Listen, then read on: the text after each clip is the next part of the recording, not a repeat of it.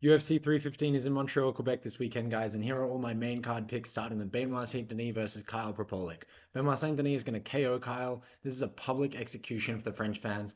Benoit was an exciting, marketable prospect that took two hard losses against Poirier and Moicano, but he's always put on a really good show for the UFC fans, so they're feeding him Kyle, who's coming in on 1 week's notice for his return fight to the UFC, and his last two fights years ago were both losses.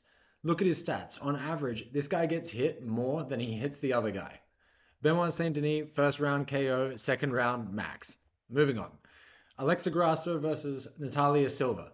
Natalia Silva is going to win, just going off stats. Honestly, I don't give a fuck about this fight, guys. This card is such dog shit. The fact that this is a pay per view is laughable.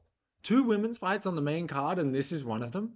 I'm so glad I will be watching the replay to just skip through this fight. Regardless, moving on. This next one is a pretty interesting fight. Aiemann Zahabi versus Jose Aldo. We're going Aiemann Zahabi, round two TKO. We'd love to see Jose win, but he's on the absolute tail end of his career, man. They're actually only 1 year apart in age, but Jose has just been in so many more wars. Jose also just had that really frustrating loss to Mario Bautista. Something else that's interesting is Aimann's brother is Faraz Zahabi, GSP's old coach and a legendary strategist, and he corners Aiemann. So I'd like to believe that they have a strategy to beat Aldo.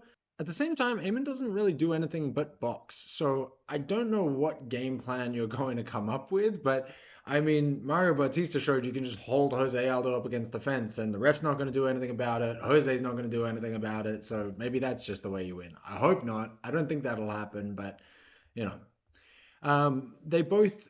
I watched the Pedro Munoz fight that they both had.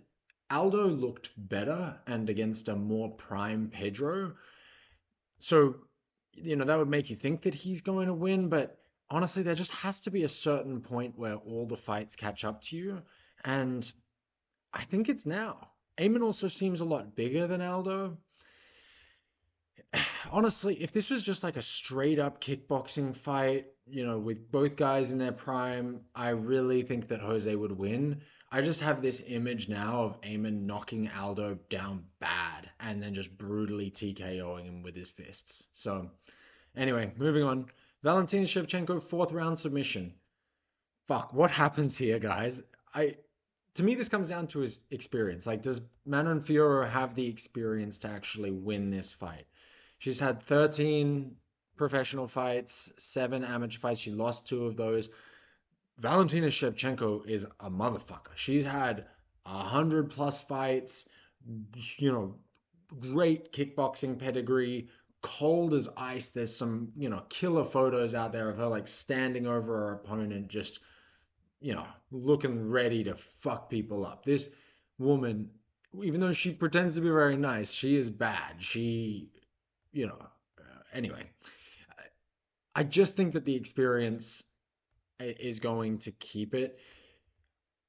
What I don't want to see happen is for this to turn into this just ridiculous grappling battle, right? Because Valentina Shevchenko does have the ability to get takedowns, even though Manon Fiorot seems like her grappling is all just like takedown defense heavy. I could see this going in a way where Valentina just like grinds her out, takes that more Khabib Belal style that's becoming more popular these days. But I would love for this to just be a more technical kickboxing fight where Manon Fiorot comes in, inexperienced and brawly and just like trying to throw like crazy. And Valentina just, waits on the outside, picks her shots and lights her up. Because the thing is, Valentina doesn't throw as many strikes, but when she does, she's very accurate and they do damage. Like she can really fucking hit you, man. So that's what I hope happens. And I think that Valentina is going to take this by fourth round submission, honestly. I think that she is going to wear her down a bit. I think she's going to hit her with some big strikes. And then I think in the fourth, she's going to hit Manon Fiorot really, really badly. And then, get on the ground and choke her out. Moving on to the main event. Belal, what's his name? Muhammad versus Jack Handsome Della Maddalena. Guys, Belal's winning this. And it's not even close. I really don't think that JDM has the slightest chance of winning this. And it's just because he hasn't had the experience fighting the top level competition. This is a massive jump in competition for JDM. Here's Belal's last 6 fights, okay? Leon Edwards in a rematch, a 1 year younger version of Burns than when JDM faced him, Sean Brady, who looked like a world beater recently, Vicente Luque, again in a rematch, Stephen Thompson, and Damian Maia. JDM's last 6 fights were Gilbert Burns, who I think we can all agree at this point is washed up at this moment, Kevin Holland in a split decision that really could have gone either way, Basil Hefez in a split decision, Randy Brown, Danny Roberts, and Ramazan Emeev. This is not even close to the same record, right? I also don't have any evidence to show that JDM actually game plans for his fights to exploit another fighter's weaknesses.